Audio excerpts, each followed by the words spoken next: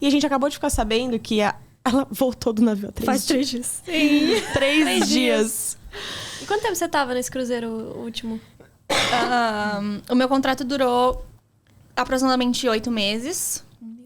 Os cruzeiros dependem... Quando eu tava na Europa, durava de 11 a 10 dias. E quando a gente fez o crossing pra temporada Caribe, cruzeiros de 7, 8 dias. Normalmente 7 dias. Mas aí então você tem, tipo, pausas. Não. Não? São 8 dias. São períodos porque os passageiros, inclusive, têm essa dúvida do tipo, você termina um cruzeiro e aí você desce, volta pra casa, descansa e volta pro navio. Aí eu, tipo, não. A gente tem nossa instalação, a gente tem os nossos amenities do navio pros tripulantes e a gente passa 8 meses dentro do navio. Com exceção de se você tem alguma situação médica, você tem que voltar para casa para tratar, ou alguma emergência dentro de casa, em casa, e você tem que voltar para sua família. Mas, no geral, a gente permanece. Depende do seu departamento. No meu departamento, no caso, que eu sou bartender, eu fico 7 meses no navio. Nossa, é muito tempo no navio. Diretaço. E como é que é a acomodação? Tipo, onde é que é? É o quartinho, aqueles quartinhos minúsculos mesmo, que não tem janela, você vê o fundo do mar. Eu tô pensando naquela janelinha desse tamanho. Eu queria. Seria massa, eu acho que seria massa se a gente tivesse.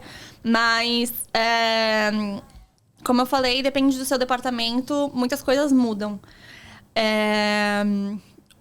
Tem duas segmentações, digamos assim, dentro do navio como tripulante. Você pode ser staff ou você pode ser crew. Eu me enquadro na posição de crew e os staffs têm alguns benefícios, digamos assim. Então, por exemplo, a minha cabine era no, digamos, subsolo, embaixo d'água. No geral, a gente divide cabine entre 2 pessoas. De companhia para companhia, isso também é diversificado. Pode mudar. Então, no caso, eu tava trabalhando na... Eu não sei se eu posso falar. Pode. Eu trabalho para Celebrity agora. E na Celebrity a gente tem beliches. E você divide a sua cabine com uma outra menina. No geral, você divide com pessoas do mesmo gênero. Então, mulheres com mulheres, homens com homens. Ainda acaba sendo bem heteronormativo. Mas um dos pontos positivos de eu ter, inclusive, mudado de companhia é porque se você tem um namorado, ou um noivo, ou um marido a longo termo, eles permitem que vocês morem juntos. Na minha companhia anterior, você tinha que ser necessariamente casado com um certificado de casamento para poder aplicar. E caso eles aprovem, você poderia morar com o seu companheiro. E então, o que o companheiro fica fazendo? Não, que pessoas que trabalham a bordo. Então, tipo, você pode ter relação com pessoas do trabalho. Sim. Mas não pode ser uma pessoa aleatória. Tipo, sei lá, você namora uma pessoa que não trabalha com isso. Você não pode levar ela. Dependendo do... Tudo depende. Tudo depende. Já aconteceu, por exemplo, do ex-cruise director. Ele trouxe a esposa dele e ela morava com ele na cabine dele. Não sei exatamente por quanto tempo, não sei detalhes. Mas eu não sei exatamente com que ela trabalhava. Não sei se ela era necessariamente do navio. Eu acredito que sim. Normalmente, essas são as condições. Com exceção de você ter, por exemplo, os engenheiros ou o capitão, etc. Você pode, na verdade, assim, você pode convidar sua família para vir pro navio, passar uma semana, fazer um cruzeiro. E aí você pode compartilhar o ambiente que eles estiverem com eles. Mas isso é muito, assim, vários termos para que isso possa ocorrer efetivamente. Porque, no geral, a gente não pode ficar em cabine de guest, a gente não pode ter nenhuma relação com guest. E aí, várias coisas aconteceram, pessoal. Sim. Mas segura rapidinho, que a gente precisa falar antes de uma coisa muito boa. Se você quer monetizar com os cortes desse podcast, tá? Fazer dinheiro publicando os cortes desse podcast, é só clicar no link aqui embaixo, que você vai saber. Universidade dos Cortes.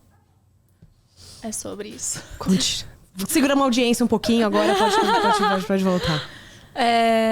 Não sei, assim, a gente temos que seguir algumas regras. Nós estamos no navio como empregados. A gente tem um contrato com uma empresa e a gente tem que seguir diversas regras, assim como em terra, trabalhando em diferentes empresas temos diferentes regras. As principais são: não pode se envolver com passageiro, não pode entrar em cabine de passageiro, desde que não seja algum conhecido. Se você tiver amigos ou familiares que tenham sido convidados por você mesmo para estar no navio, isso acaba sendo uma exceção. E dependendo também do departamento, eu, por exemplo, não podia frequentar os bares como crew. Mas eu tinha colegas que eram parte do staff, que eram do casting, que eram da galeria de arte, que eram engenheiros. E aí eles são considerados staff e eles têm o direito de jantar nos restaurantes que são especialidades, no dining room, que é o restaurante principal, no buffet, que é aberto para... desde as 5 horas da manhã para café da manhã até 11 horas da noite de jantar. E mesmo frequentando os bares. Então, realmente depende muito da sua função e quais são os seus direitos dentro do navio. Qual a diferença de crew para staff da palavra em português? Porque agora eu só penso em tripulação. Crew é tripulação.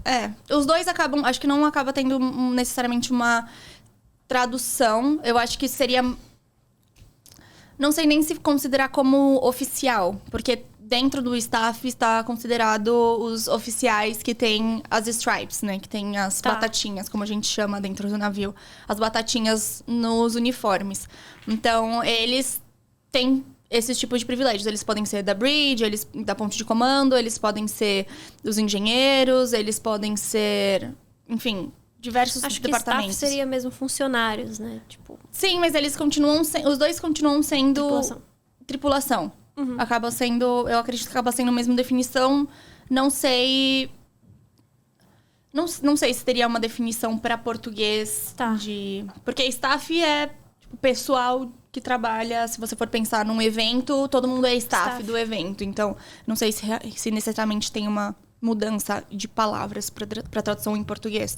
E quando você falou que o staff podia comer, frequentar lugares, né, mais normais, e onde vocês comiam? Então, vocês que eram do crew.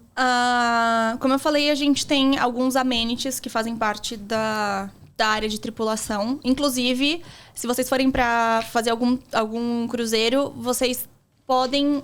Pelo menos na Celebrity que eu conheça, vocês podem fazer a excursão do backstage para conhecer a área de tripulação. Então que demais! É bem massa, assim. Então vocês veem... Eu acho que vocês só não veem dentro da cabine, mas se vocês derem um Google, vocês podem ver o que é uma cabine de tripulante. Mas a gente tem como se fosse um buffet, que é um self-service pra gente. E dependendo de companhia para companhia, obviamente muda. No geral, as comidas são muito básicas, porque nós somos mais de 75 nacionalidades. E a maioria das nacionalidades que a gente tem acabam sendo da parte da Ásia. Então, são indonésios, filipinos e indianos. E como eles são maioria, de uma certa forma, acaba que, de uma certa maneira, a opção de comida... É mais asiática. Acaba sendo mais voltado para eles, porque... É por demanda, digamos assim. E também eles são os que estão dentro da cozinha preparando. Não significa que eu, como brasileira, ou outros colegas que sejam latinos, não tinham uma boa opção para comida. No caso, eu tento ser vegetariana, eu opto por comer mais peixe. Então, pra mim, eu sempre comia macarrão e salada. Sempre tinha opções de saladas. A gente podia montar a nossa salada. E os macarrões, a gente podia escolher entre 2 tipos de macarrão. Molho branco e molho vermelho. Eu acabava tendo disponível, por exemplo, atum. Então, colocava junto. Eu acabava fazendo... Que acaba sendo uma coisa muito pessoal minha. Eu acabava fazendo a minha mistura do que eu gostava de comer. E... É isso. Era isso. Uhum. E também eles tinham... meio por nacionalidades, algumas vezes eles faziam, por exemplo, dia mexicano. Então, eles serviam tortilhas, tipo, serviam quesadilhas, nachos, guacamole, etc. E sempre eles tentavam fazer mais ou menos uma rotatividade. E uma coisa que eu achava muito legal também era quando fosse alguma data comemorativa de alguma nacionalidade, seja independência do Brasil, por exemplo, eles fizeram feijoada, eles fizeram... Legal. Os brasileiros se organizaram, nós nos organizamos para poder fazer a comida dos brasileiros. A gente fez brigadeiro e etc. Salada de batata e tal. Então, é uma coisa que, assim, a gente tem um responsável, que no caso seria o Crew Welfare, e a gente tem um grupo de representantes, digamos assim, de vários departamentos que eu poderia aplicar como sendo parte dessa representatividade, e a gente seria o filtro entre a maior quantidade de crew, porque no geral nós somos 1.200 tripulantes. Dentro do navio que eu trabalhava, para 3.600 passageiros numa lotação máxima. Então, a gente tem esses representantes que passam as nossas demandas para esse crew welfare ou para os responsáveis em relação à lavanderia, alimentação, ou algum festa, eventos, qualquer coisa que a gente tivesse interesse. E aí rolava, assim, o que a gente pode fazer para melhorar, quais são as justificativas, o que está faltando. Enfim, acaba sendo uma atlética. Entendi, que de faculdade. Porque eu vivi muito nesse universo enquanto eu tive minha graduação, e hoje é um pouco mais do mesmo, só que dentro de uma casa de lata.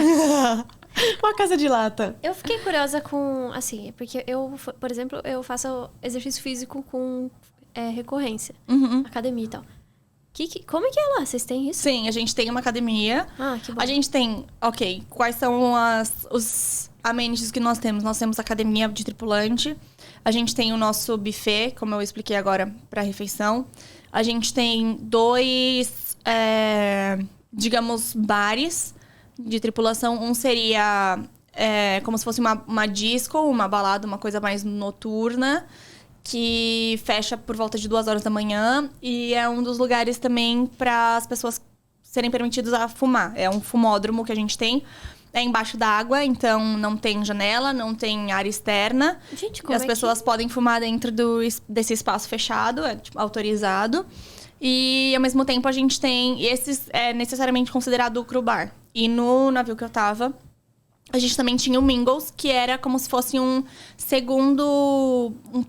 talvez, na verdade, um primeiro bar, porque você poderia ter café, você poderia pegar refrigerante, água. Se você quisesse assistir uma televisão, o jogo da Copa, o pessoal se organizou e assistia os jogos lá. Então, era um primeiro crew bar, assim, que não leva o mesmo nome. E a gente também tinha um espaço no Deck 6, que daí sim era uma área aberta, que durante a pandemia era considerada a área do fumódromo destinada. O crew bar era fechado.